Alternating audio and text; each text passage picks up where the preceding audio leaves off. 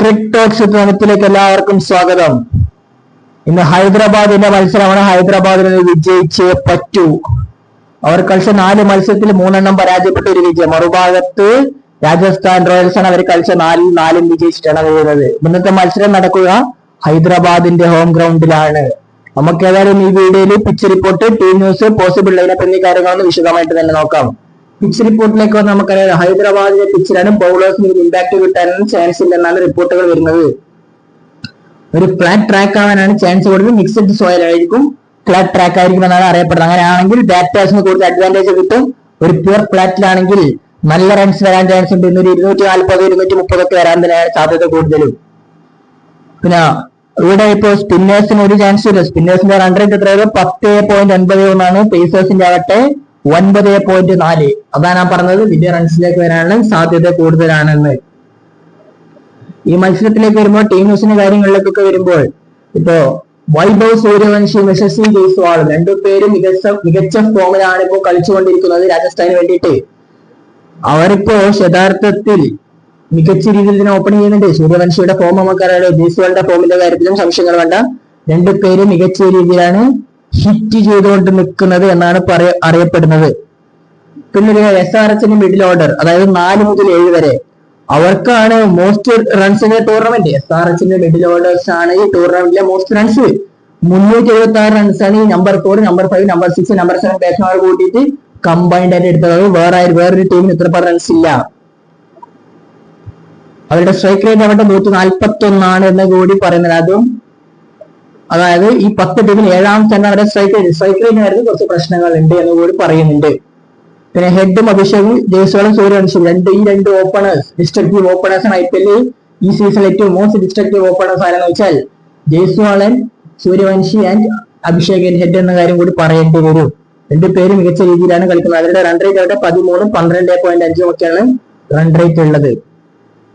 പിന്നെ സൂര്യവംശിയുടെ കാര്യം, Suryavanshi has the chance to equal an age old record for the past 32,000 runs in men's T20s. He is currently on 901 in 22 innings. Record എന്ന് പറയുന്നത് 23 ഇന്നിംഗ്സിലാണ്. അദ്ദേഹത്തിന് അത് എടുക്കാൻ ചാൻസ് ഉണ്ട്. പിന്നെ ബ്രാഡ് ഹോഡ്ജ് ആണ് യഥാർത്ഥത്തിൽ first ever to complete 1000 T20 runs എന്ന് പറയുന്നുണ്ട് അദ്ദേഹം. അതായത് ബ്രാഡ് ഹോഡ്ജ് ആണ് ഇങ്ങനെ 1000 റൺസ് ഏറ്റവും പ്ലെയർ ആദ്യമായിട്ട്. പിന്നെ ഷോൺ മാഷിന് കൂടി ആ ചാൻസിലുണ്ട് എന്ന് കൂടി അദ്ദേഹം പറയുന്നുണ്ട്.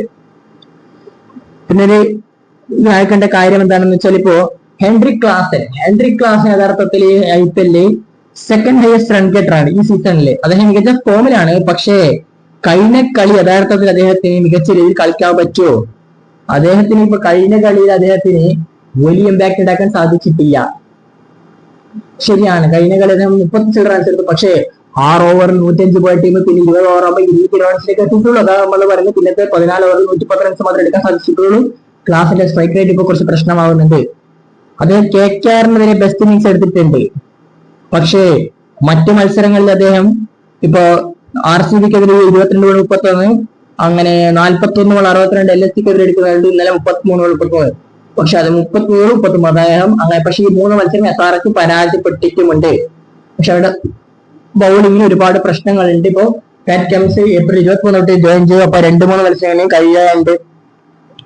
ചിലപ്പോൾ പ്രഫുൽ ഇഞ്ചിന് കളിക്കാനുള്ള സാധ്യത കൂടുതലാണ് അറിയപ്പെടുന്നുണ്ട്. ജയദേവിനടുക്ക് ഹർഷൽ പട്ടേൽ പഴയ ഫോമിലൊക്കെ വരുന്നത്. അങ്ങനെ ഒരുപാട് പ്രശ്നങ്ങൾ അവർക്കുണ്ട്. ഇൻകൺസിസ്റ്റന്റ് പ്രശ്നമാണ് ബാറ്റിങ്ങിന്റെ കാര്യത്തിൽ. പിന്നെ രവി ബിഷ്ണോയി സ്പിന്നറാണ്. അദ്ദേഹത്തിനെതിരെ ക്ലാസ് നല്ല റെക്കോർഡും ഉണ്ടെന്നും അറിയുന്നുണ്ട്. പിന്നിപ്പോ നമ്മൾ പറഞ്ഞ പോലെ ഇപ്പോ SRHന്റെ കാര്യത്തിലേക്ക് വന്നാൽ ഇപ്പൊ പ്രഫുൽ ഇഞ്ച് IPL ഡെബ്യൂ, അതായത് പ്രഫുൽ ഇഞ്ച് ചിലപ്പോൾ ടീമിനോടൊപ്പം ജോയിൻ ചെയ്യാനുള്ള ചാൻസ് കൂടുതലാണ്. അങ്ങനെയാണെങ്കിൽ ഒരു പക്ഷേ നമ്മൾ ഉനഡ്കട്ടോ അല്ലെങ്കിൽ ഹർഷൽ പട്ടേലൊക്കെ പുറത്തിരിക്കാനുള്ള ചാൻസ് ആണ് കാണുന്നത്. ഹൈദരാബാദിലെ പിച്ചില് പ്രഫുൽ ഇഞ്ചയ്ക്ക് ഒരുപാട് നല്ല കാര്യങ്ങൾ ചെയ്യാനുണ്ടാകുന്ന പ്രതീക്ഷയിലാണ് SRH ആരാധകരും മാനേജ്മെന്റും ഒക്കെ ഉള്ളത്. പിന്നെ ലിവിങ്സ്റ്റനെ കളിപ്പിക്കുകയും അദ്ദേഹത്തിനെ കളിപ്പിക്കാനുള്ള ചാൻസുകൾ കൂടുതലാണെന്നും അറിയുന്നുണ്ട്.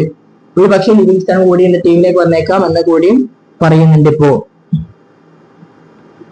പിന്നെ രാജസ്ഥാന്റെ കാര്യത്തിലേക്ക് വന്നാൽ രാജസ്ഥാൻ ഇപ്പൊ എല്ലാ കളിയും വിജയിച്ചിട്ടുണ്ട്. അദ്ദേഹത്തിന് അവരുടെ ബോളിംഗിൽ ഇപ്പൊ ജോഫർ ആർച്ചർ മികച്ച രീതിയിൽ കളിക്കുന്നുണ്ട്. ബിഷ്ണോയി ആണെങ്കിൽ മികച്ച രീതിയിൽ കളിക്കുന്നുണ്ട്.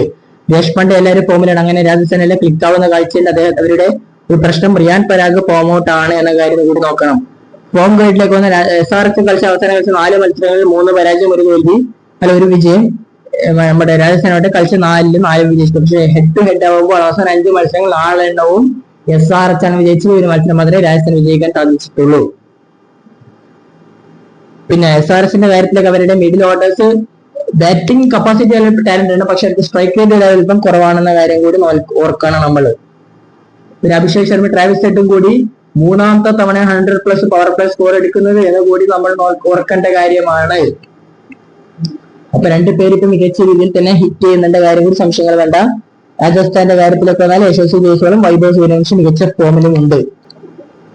പിന്നെ ഇപ്പോ രാജസ്ഥാന്റെ കാര്യത്തിലേക്ക് ഒരു അല്പം കൂടി പറയാനുള്ള കാര്യം എന്ന് വെച്ചാൽ അവർക്ക് പ്രധാനപ്പെട്ട ഓൾറൗണ്ടേഴ്സിന്റെ പ്രശ്നം അവർക്കുണ്ട്.